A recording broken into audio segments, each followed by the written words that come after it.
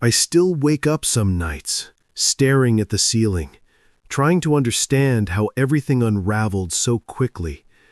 One moment I was a man preparing to marry the woman I loved. The next, I was gone, disappeared without a trace, leaving behind the life I thought we were building together. Her name was Elena. From the moment I met her, I was convinced she was different. She had this way of making me feel like I was the only man in the world. The way she laughed at my terrible jokes, the way she'd reach for my hand absent-mindedly while we walked, it all felt so genuine, so real. For 4 years, I lived under the illusion that I had found my person, that we were unshakable. The wedding was just weeks away. We had picked the venue together, debated over napkin colors, and even argued about whether we should do an open bar, her idea, or keep it simple, mine. It was normal, the kind of small disagreements every couple has. But looking back, I should have seen the signs. She had been distant. Not cold, not cruel, just not as present as she used to be. She was on her phone more often, smiling at messages she never shared. I chalked it up to wedding stress. Maybe she was overwhelmed. Maybe she was just trying to soak in these last moments before we became husband and wife. Then one evening, she mentioned a small gathering with some friends, a pre-bachelorette celebration. Nothing major, just a fun night out. She told me about it so casually, like it was the most normal thing in the world. I remember watching her get ready that night, sitting on the edge of our bed while she stood in front of the mirror. She looked stunning. Her hair curled just the way she liked it, her dress hugging her in all the right ways. But there was something off. When she caught me staring, she smirked and said, "What? You act like I've never gone out before." I forced a laugh. "Just taking it all in," I told her. "You look beautiful." She kissed me quickly. "Don't wait up," she said.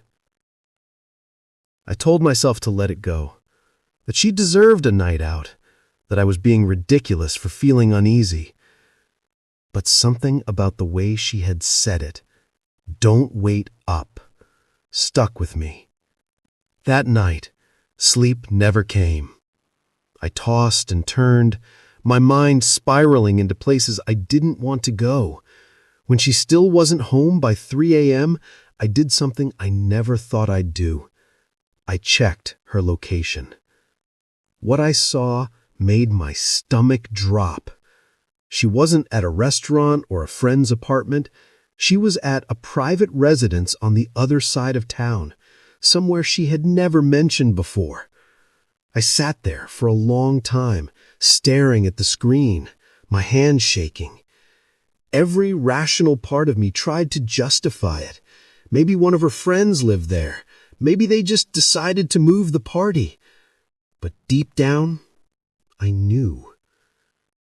And still, I waited. When she finally came home, the sun was already creeping through the blinds. I listened as she tiptoed through the door, trying to be quiet, as if I wasn't lying awake, drowning in suspicion. She smelled different. Not like perfume, not like sweat. Just different. I didn't say anything. I just lay there, staring at the ceiling, feeling something inside me crack. I had no proof, no confirmation. Just a gut feeling that the woman I was about to marry had betrayed me in a way I couldn't even begin to understand. And I knew in that moment that I would never look at her the same way again. I lay there listening to Elena move through the apartment, my mind racing with thoughts I didn't want to entertain. I could hear her slipping off her heels, the soft rustling of fabric as she changed, the quiet exhale of exhaustion as she climbed into bed beside me. She must have thought I was asleep, because she didn't say anything. No whispered apology, no explanation. just silence. But I wasn't asleep. My body was frozen in place, my breathing measured, my heart pounding in my chest. I had spent the entire night convincing myself I was overthinking, that there had to be a logical reason for her location being somewhere she had never mentioned, or maybe I was just an idiot for checking it all. But the way she crept in, like a thief, like someone who knew they had something to hide, shattered that illusion. I could feel the warmth of her body close to mine, but for the first time since we had met, she felt like a stranger. I wanted to confront her, to sit up, turn on the light, and demand to know the truth. But I was afraid. Afraid of what she might say, afraid of what I might hear, afraid that the life we had built, the future I had planned, was already gone, and I just hadn't realized it yet. Instead, I waited. The next morning, she woke up before me, slipping out of bed with a groggy sigh. I listened as she shuffled into the bathroom, the sound of the shower turning on, the soft lilt of her voice as she mindlessly sang to herself, like nothing was wrong, like she hadn't just come home at dawn from a place I couldn't explain. I forced myself to get up, walking into the kitchen and making coffee, my hands still unsteady. When she finally emerged, wrapped in a towel, her hair dripping wet, she smiled at me like nothing had changed. "Morning," she said, leaning in for a quick kiss. I let her do it, even though every fiber of my being was screaming that something was off. "You were out late," I said carefully, watching her reaction. She yawned, stretching her arms. "Yeah, the girls wanted to keep the party going, so we went to Chloe's cousin's place. I meant to text, but I figured you'd be asleep anyway." I studied her, the way she avoided my eyes just a little too much, the way she casually threw out a name I had never heard before, the way she so effortlessly lied to me. And I knew. I didn't know the details. I didn't have proof, but I knew. I nodded slowly, pretending to believe her. "Yeah, I crashed early," I said, taking a sip of coffee that suddenly tasted bitter. "Glad you had fun." She beamed, walking past me to get dressed, completely unaware that my mind was unraveling everything we had. The rest of the day felt surreal. I went through the motions, pretending everything was fine, but inside I was spiraling. I replayed every conversation we had in the past few weeks, every moment that suddenly felt suspicious, the late nights, the sudden need for more space, the way she had started locking her phone when she never used to. And then I made a decision. I needed to know the truth. That night, after Elena fell asleep, I took her phone. My hands were shaking as I unlocked it. Thankfully, she hadn't changed her passcode. My heart pounded as I scrolled through her messages looking for something, anything that would tell me I was wrong. But I wasn't. I found the group chat first, a conversation with her so-called girlfriends. Except it wasn't just them. There were other names in there, names I didn't recognize, and messages that made my stomach churn. Last night was insane. Can't believe we finally got her to come. She was nervous at first, but damn did she loosen up fast. Told you she'd love it. Think she'll come back next time? I felt sick. My vision blurred as I clicked on the attached photos. They weren't explicit, but they didn't have to be. Elena at a house I had never seen before, surrounded by people I didn't know, holding a drink, laughing, looking happier than I had seen her in weeks. I clenched my jaw, scrolling further, my breath coming in short bursts. And then I found the worst part. A private message. "Last night was incredible. Can't stop thinking about it. You're something else." Sent to her from a name I had never seen before. And her response? "You're trouble. But I had fun." I put the phone down. My hands were shaking so badly I almost dropped it. My heart was hammering so hard I thought I might pass out. I felt like the air had been sucked out of the room. This wasn't just a mistake. This wasn't just some drunk, bad decision.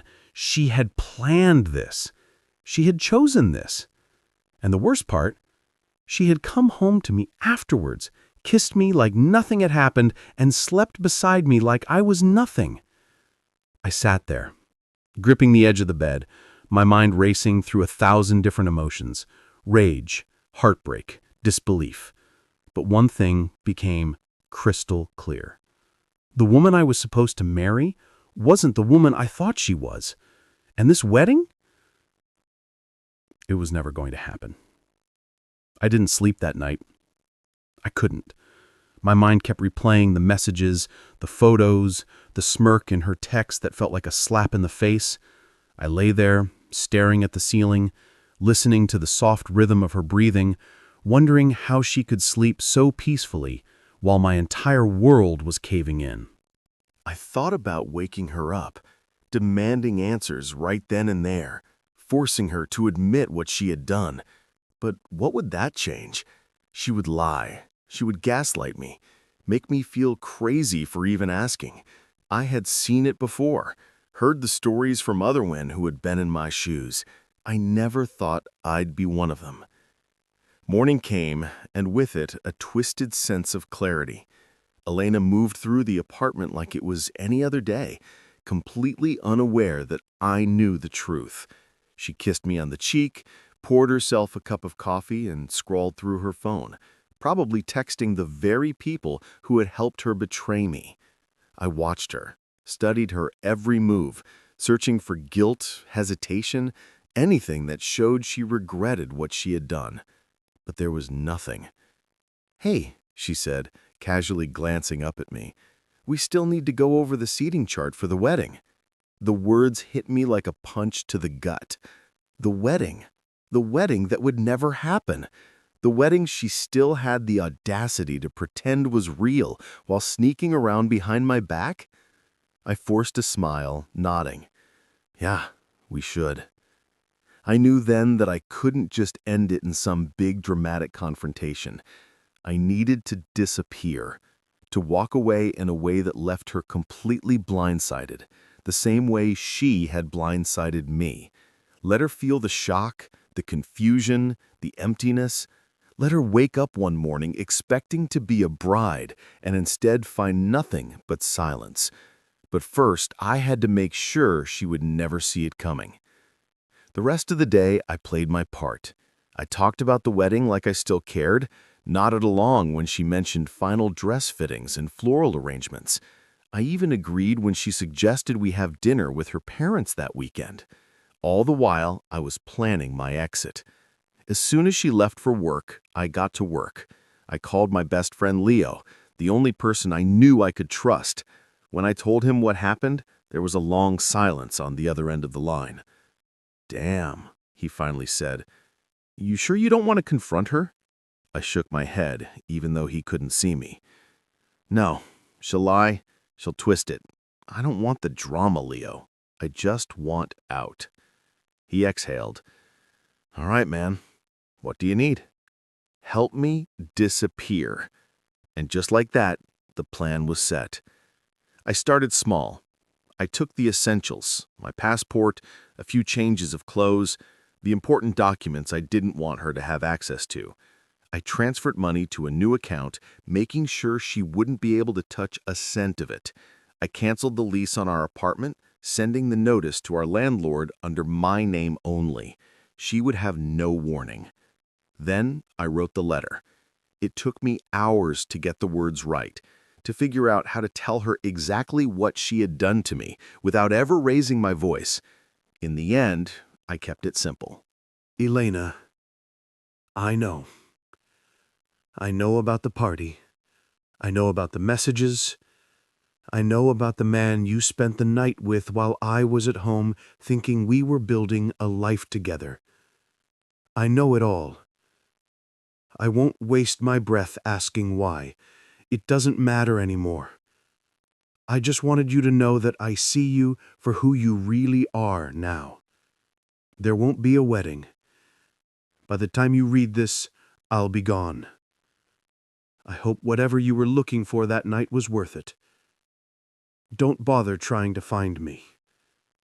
I signed my name, folded the letter, and left it on the kitchen counter where she would see it the second she walked in. Then, without a second glance, I walked out the door. I didn't take a single thing that reminded me of her. I didn't give myself time to mourn the life I had lost, because the truth was, that life had never existed in the first place. It was all a lie. As I drove away, leaving behind the city, the apartment, and the woman I had once thought I would grow old with, I felt something I hadn't expected. Relief. For the first time in weeks, I could finally breathe.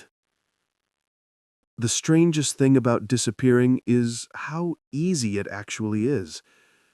People always assume it takes meticulous planning, months of preparation, a whole new identity. But really, it's just a matter of walking away and refusing to look back. As I drove out of town, I kept expecting to feel regret, some overwhelming urge to turn the car around and beg Elena for an explanation. But the further I got, the more I realized there was nothing left to salvage. What could she possibly say? That it was a mistake? That it didn't mean anything? I had seen the messages, the photos. I had read her own words, laced with excitement and flirtation, with no sign of guilt or hesitation. No, I didn't need an explanation. I needed distance. Leo had set me up with a temporary place, a cabin in the middle of nowhere, a few hours outside of the city. It belonged to his uncle, who only used it during hunting season, and it was exactly what I needed.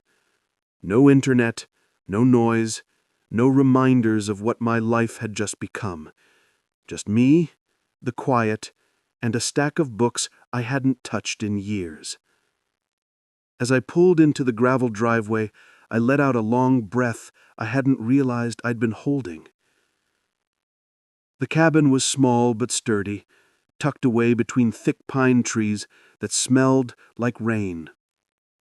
I stepped out of the car, stretching my legs, feeling the weight of the last few days settle deep into my bones. Inside, the place was simple: wooden floors, a stone fireplace, and furniture that looked like it hadn't been updated since the early 90s. I didn't care. I wasn't here for comfort. I was here to figure out what the hell I was supposed to do next. For the first few hours, I just sat there, staring out the window, trying to process everything. It still didn't feel real. The wedding invitations had already gone out. Our families were expecting a celebration, a future, a life we had promised to each other. But while I had been picturing forever, Elena had been sneaking out to, what? Chase some cheap thrill? To feel something I apparently couldn't give her? I shook the thought away. It didn't matter. It wouldn't change anything. My phone buzzed, pulling me out of my daze. A text from Leo. "Did you do it?" I hesitated before typing back, "Yeah, I'm out." A few seconds later, another message. You okay? That was a harder question. Was I okay? I wasn't sure. There was no word for the kind of numbness I felt. I didn't reply. I turned my phone off instead, tossing it onto the coffee table. The next few days were a blur of silence. I woke up late, sat outside for hours, let the sun warm my face while my mind drifted between anger and emptiness. I tried not to think about Elena, but she lingered in the back of my mind like a ghost. Her laugh, her voice, the way she had looked at me just days ago as if nothing was wrong. I wondered when she had found my letter, if she had read it with shock, with guilt, or if she had simply scoffed and shrugged, already planning her next night out. I wondered if she was trying to call me, if she was reaching out to friends, asking where I had gone. Not that I would ever know. My phone stayed off. On the fourth day, Leo showed up unannounced, a six-pack in one hand and a bag of takeout in the other. "Figured you could use a beer," he said, stepping inside like he owned the place. "And some actual food. You look like hell." I let out a short laugh, the first real one in days. "Thanks. I feel like hell." We sat outside on the porch, drinking in silence, the sound of the wind rustling through the trees the only thing filling the space between us. "You ever think about what you're going to do next?" he finally asked. I exhaled slowly, staring at the horizon. "Not really. Right now, I'm just trying to figure out how to exist without feeling like my entire life was a lie." Leo nodded, taking a sip of his beer. "That's fair." For a long time, neither of us spoke, and honestly, I was grateful for it. I didn't want advice, I didn't want reassurances. I just wanted to sit in the wreckage for a while, let the dust settle before I decided what came next. One thing was certain, though. I wasn't going back. The first few days after I vanished felt surreal, like I had stepped into a different version of my life where nothing made sense. The quiet of the cabin was a blessing and a curse. It gave me space to think, but at the same time it made everything too real. I didn't have the distractions of the city, the noise of daily life, or the mindless routine of wedding preparations. Instead, I had the weight of what had happened pressing down on me, filling every moment with an overwhelming mix of anger, confusion, and something I refused to name: grief. I had spent years building a life with Elena, convinced she was the woman I would grow old with. Now, that version of my life had been ripped away in the most humiliating way possible. I wasn't just dealing with a broken relationship, I was dealing with the fact that the person I had trusted the most had been living a double life right under my nose. The betrayal wasn't just in what she had done. It was in how effortlessly she had lied. How she had looked me in the eyes every day and made me believe she loved me. And now, she was probably freaking out, wondering where I had gone. I hadn't turned my phone back on since I left. I didn't want to see her name pop up. I didn't want to hear her excuses, her fake apologies, her desperate attempts to spin the situation into something that could be salvaged. I had made my choice. I was done with her. But that didn't mean she was done with me. I knew she would come looking. And I was right. On the morning of the 6th day, I finally cracked and turned my phone on. It wasn't out of curiosity, I just needed to check my bank accounts, make sure everything was still in order. But the moment the screen lit up, I was bombarded with missed calls, voicemails, and texts, most of them from Elena.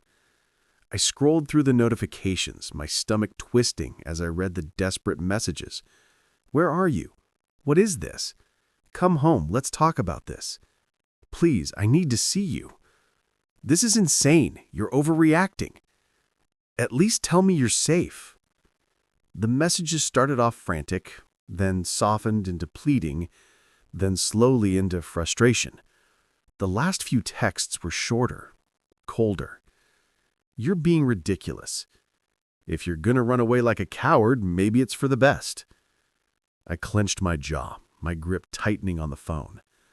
There she was, the real Elena, the one who couldn't handle losing control. I didn't reply. I didn't even listen to the voicemails. I put the phone down, exhaling slowly. She wasn't sorry. She was just upset that I had walked away before she could manipulate me into staying. A part of me wondered how long she had been planning to tell me, or if she had ever intended to tell me at all. Would she have gone through with the wedding, pretending everything was fine? Would she have stood in front of our friends and family, saying vows she didn't mean? The thought made me sick. By the time Leo showed up again, I had already decided I wasn't going to waste another second thinking about her. He parked his truck beside mine, stepping out with 2 grocery bags in his hands. "Figured you were probably living off canned soup by now," he said, tossing them onto the counter. I snorted. "Not far off." Leo grabbed a beer from the fridge, cracking it open before leaning against the counter. So, you going to tell me what's next, or are you just planning on becoming a mountain hermit? I sighed, running a hand through my hair. I don't know. I feel like if I go back, I have to deal with everything. The questions, the drama, the looks from people who will feel sorry for me. He nodded. Yeah, you will, but you also can't stay out here forever. I knew he was right. As much as I wanted to stay hidden, to avoid the mess entirely, I couldn't put my life on hold just because of Elena's betrayal. I needed to figure out what moving forward looked like, even if I had no idea where to start. Leo studied me for a moment before setting his beer down. Look, man, I know you don't want to hear this, but she's probably going to keep reaching out. She's not the type to just let this go. I scoffed. Yeah, I got that impression. You planning on answering her? I shook my head. No, there's nothing left to say. Leo shrugged. Good, because knowing her, she's probably already working on a way to spin this, make herself the victim. I thought about the last message she had sent, calling me a coward, acting like I was the one who had betrayed her. It was almost funny how quickly she had turned. Almost. I exhaled, looking out the window, watching the trees sway in the breeze. I just need to figure out what's next, I murmured. Leo clapped a hand on my shoulder. Then let's figure it out. And for the first time since I left, I actually believed that was possible. The next morning, I woke up with a strange sense of clarity. It wasn't peace, not yet, but it was the closest I had felt to it in days. The anger was still there, simmering beneath the surface, but it wasn't the kind that clouded my thoughts anymore. It was focused now, sharp and cold, fueling my next steps instead of paralyzing me. Elena was still trying to reach me. I knew it before I even turned my phone back on. It had become a routine, checking my messages just to confirm that nothing had changed, that she was still in the stage of desperately trying to control the narrative. I didn't respond. I wouldn't. But something about the last message she had sent stayed with me. If you're going to run away like a coward, maybe it's for the best. I almost laughed when I read it. I was the coward? She was the one who had betrayed me, who had thrown away everything we had for a few nights of excitement? And yet, in her mind, I was the one at fault because I refused to let her gaslight me into staying. It was the kind of logic that made me realize just how little I had really known about her. I spent the day cleaning up the cabin, trying to give myself some sense of control. Leo had left early that morning, promising to check in later, but I didn't need company. What I needed was a plan, something concrete to work toward. The first step was cutting Elena out of my life for good. I sat down at the small wooden table, opened my laptop, and started going through every last connection we had, joint accounts, shared subscriptions, anything that still tied me to her. One by one, I severed them. I transferred my money into a private account, canceled my name off our lease, which thankfully had only ever been under my credit, and made sure she had no legal way to reach me. As I worked, I imagined her reaction. I pictured her scrolling through her bank app, seeing the balance at zero. I pictured her calling the landlord, confused as to why she suddenly had to handle everything on her own. Would she be angry? Would she cry? Would she even care? That last thought nagged me more than I wanted to admit. I wanted her to care. Not because I wanted her back, God no, but because I wanted her to feel the weight of what she had done. But that wasn't my concern anymore. By mid-afternoon, I had done everything I needed to do. The next step was figuring out what my life looked like now. I had a good job back in the city. Technically, I could go back any time. But the idea of returning to the same streets, the same places where I had built a life with Elena, made my skin crawl. Everywhere I went would be a reminder. Every familiar face would come with questions, pitying looks, unwanted conversations. I couldn't do that. Not yet. So, I made a decision. I grabbed my phone, scrolled through my contacts, and found the number I hadn't called in years. It rang twice before a deep, familiar voice answered. "Didn't expect to hear from you." I let out a breath, running a hand through my hair. "Hey, Dad?" There was a pause. Then, "You okay?" It was a simple question, but something about the way he asked it, the way he knew something was wrong without me saying a word, almost broke me. I swallowed hard. Not really. Another pause. Then, without hesitation, he said, "Come home." And just like that, I had my next move.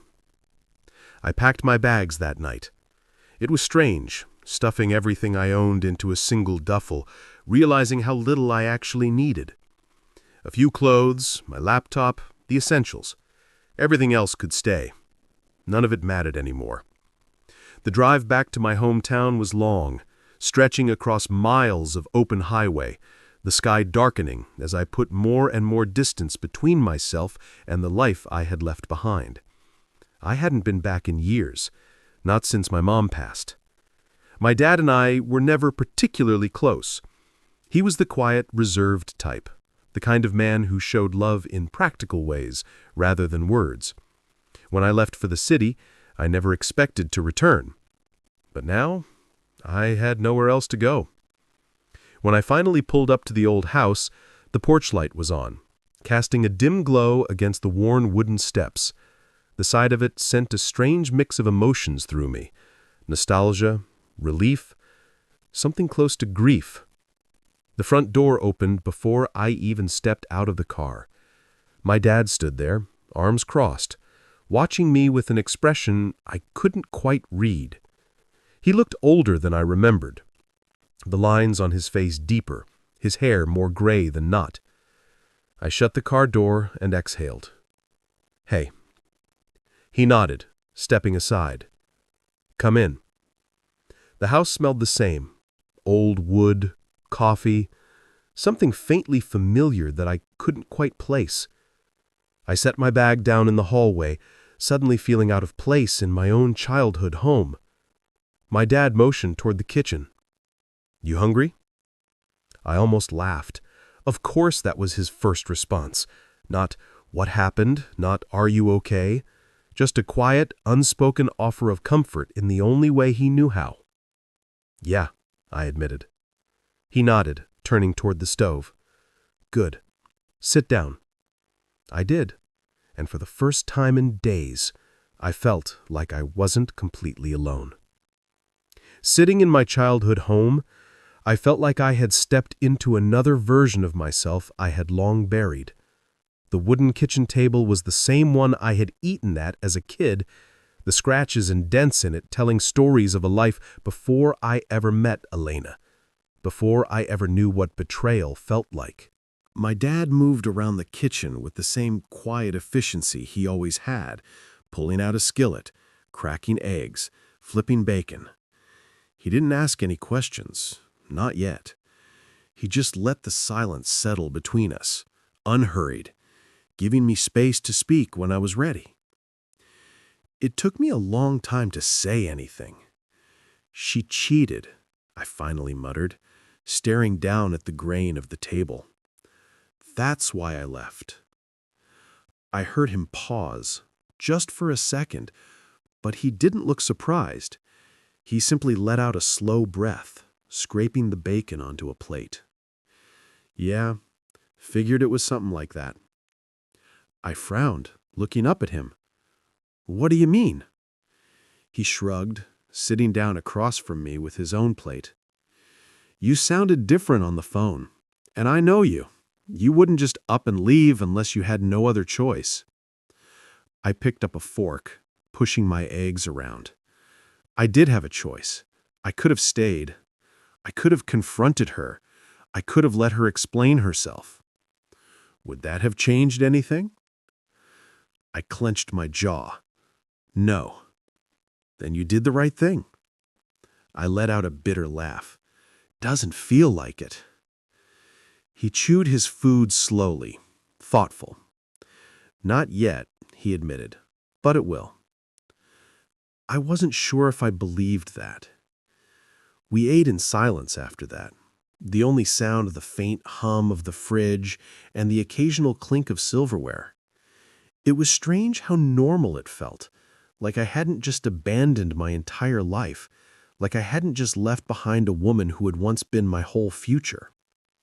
When we finished, my dad stood up and grabbed a couple of beers from the fridge, sliding one across the table to me. "Come on," he said, nodding toward the back porch. "Let's sit outside for a bit." I followed him out, stepping into the warm night air. The backyard looked smaller than I remembered. The old oak tree still standing tall in the corner, its branches stretching out like they had when I was a kid. We sat down on the worn wooden chairs, the ones that had been there for as long as I could remember. My dad cracked open his beer, took a sip, then leaned back, watching the sky. After a long pause, he finally spoke. "You know, your mother and I had our problems too." I blinked, caught off guard. He never talked about my mom like that, not since she passed. "What do you mean?" I asked carefully. He exhaled, rolling the bottle between his hands. "She never cheated, but we had our rough patches. Marriage ain't always what people think it'll be. Sometimes you wake up next to someone and realize you don't know 'em at all." I swallowed hard. That's exactly how I had felt in those last days with Elena. Like she was a stranger in my own home. "She ever do anything to make you doubt her?" I asked. He shook his head. "No, but that's not the point. The point is, people show you who they are when they think you're not looking. You just have to decide whether or not to believe them." I stared down at my beer, his words settling in. "She showed you, son, and you believed her." I didn't know what to say to that. We sat there for a long time, just staring at the stars, the weight of everything pressing down on me. For the first time since I had left, I felt something shift inside me. Like I wasn't just running anymore. Like maybe I was finally moving forward. The next morning, I woke up feeling lighter than I had in weeks. It wasn't that everything was suddenly fine, far from it, but for the first time since my world had been flipped upside down, I wasn't drowning in it anymore. I stepped outside into the early morning air, the scent of pine and fresh-cut grass filling my lungs. My dad was already on the porch, sipping coffee from an old mug that probably been there since I was a kid. He didn't say anything as I sat down beside him.